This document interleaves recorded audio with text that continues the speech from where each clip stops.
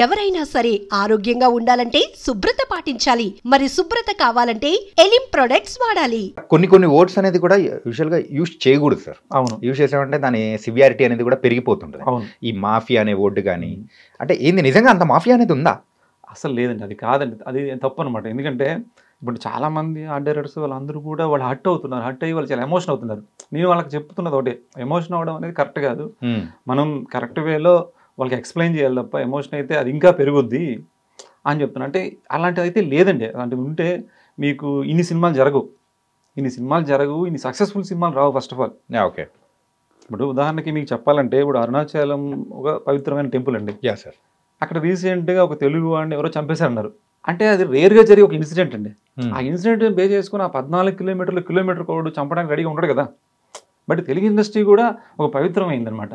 ఇక్కడ చాలామంది కష్టంతో చాలా హానెస్ట్గా వర్క్ చేస్తున్నారు కాబట్టి తెలుగు ఇండస్ట్రీ ఇంతకాలం రన్ అవుతుంది. ఎప్పటి నుంచో మనకి ఎంతో గొప్ప వాళ్ళందరూ ఇండస్ట్రీని బిల్డ్ చేసుకుంటూ ఎవరెవరి స్టేజ్లో వాళ్ళు బిల్డ్ చేసుకుంటూ మిగతా వాళ్ళు నెక్స్ట్ జనరేషన్కి అప్పచెప్తున్నారు.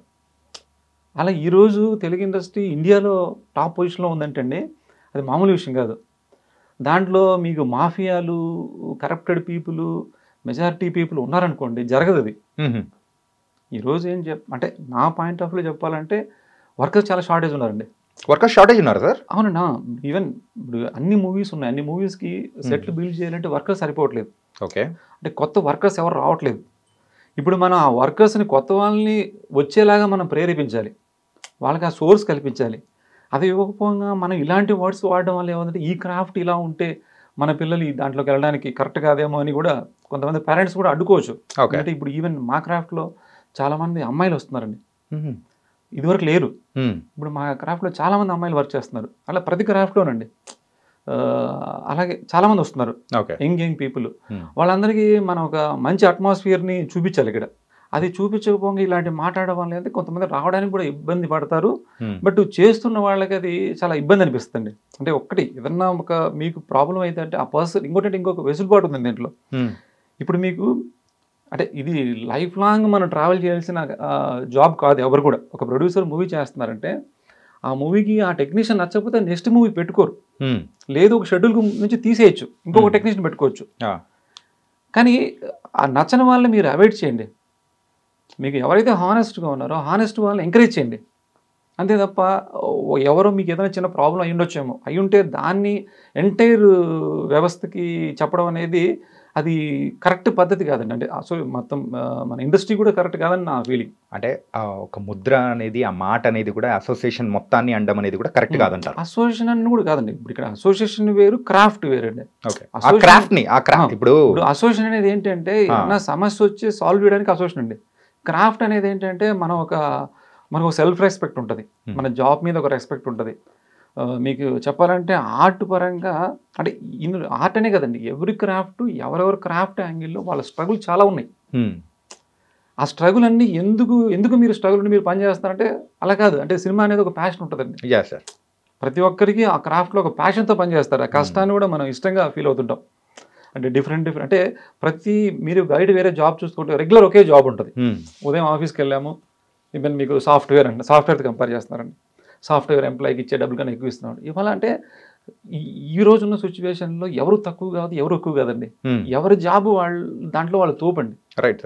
వాడు కరెక్ట్గా మీరు ఒక హోటల్కి వెళ్ళి వాడు కరెక్ట్గా సర్వ్ చేస్తే మీరు టిప్ ఇస్తారు.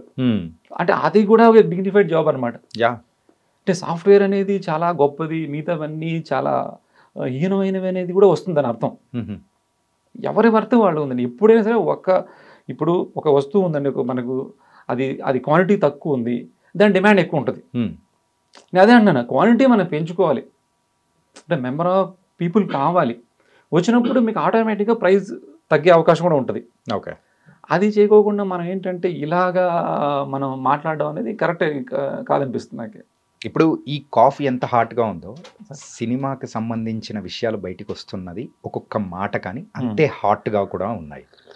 సో స్టార్ట్ అయింది ఏమైతే వేతనాల గురించి. అవునండి. సో ఏదైతే పేమెంట్స్ ఉన్నాయో దాని గురించి స్టార్ట్ అయినా కానీ ఇప్పుడైతే ఈ టర్న్ అనేది కూడా వేరే రకంగా తీసుకోవడం కానీ, మాటలు యుద్ధం అనేది పెరగడం కానీ ఏంటి సార్ ఇది అసలు?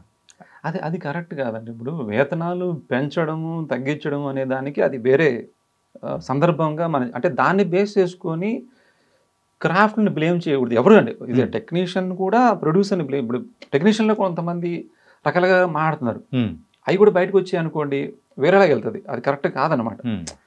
వీళ్ళు మాట్లాడకూడదు, ప్రొడ్యూసర్స్ కూడా ఒకరినొకరు మనం అభిమానించుకోవాలని ఆ ధోరణి ఉండాలండి. అది లేనప్పుడు ఏమవుద్దంటే అది ఎంటైర్ వ్యవస్థ మీద పడద్ది. ఇప్పుడు ఇవాళ మీకు హైదరాబాద్ అనేది ఒక ఫిలిం హబ్లా ఉందండి. అవును సార్. ఈ మీకు తమిళ సినిమాలకు కూర్చొని వర్క్ చేస్తారండి. అంటే ఎందుకండి ఇక్కడ కంఫర్ట్ జోన్ ఉంటేనే కదా వచ్చి పని చేస్తారు. ఇప్పుడు రజనీకాంత్ గారి మూవీ ఇక్కడికి వస్తుందండి, బట్ వాళ్ళ అసోసియేషన్ వాళ్ళు అక్కడ గొడవ పెడుతున్నారు. మీరు అక్కడికి వెళ్ళడం వల్ల మాకు ఇక్కడ ఉపాధి పోతుంది అనడం వల్ల వాళ్ళు కొంత ఆపుకొని అక్కడ వర్క్ చేయాల్సి వస్తుంది. ఓకే. ఈవెన్ అజిత్ గారి మూవీస్ కూడా ఇక్కడ వర్క్ చేస్తున్నారండి.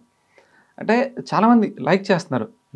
అంటే మీకు కంఫర్ట్ జోన్స్ ఉన్నాయి, ఎక్కడో తక్కువ పర్సెంటేజ్ అండి ప్రాబ్లం ఉంది. ఆ తక్కువ పర్సెంటేజ్ని ఎక్కువ పర్సెంటేజ్ లాగా మనం చేయడం వల్ల ఏమవుద్దంటే అది నెక్స్ట్ వచ్చే వాళ్ళు కూడా ప్రాబ్లం అవుద్దని నా ఫీలింగ్.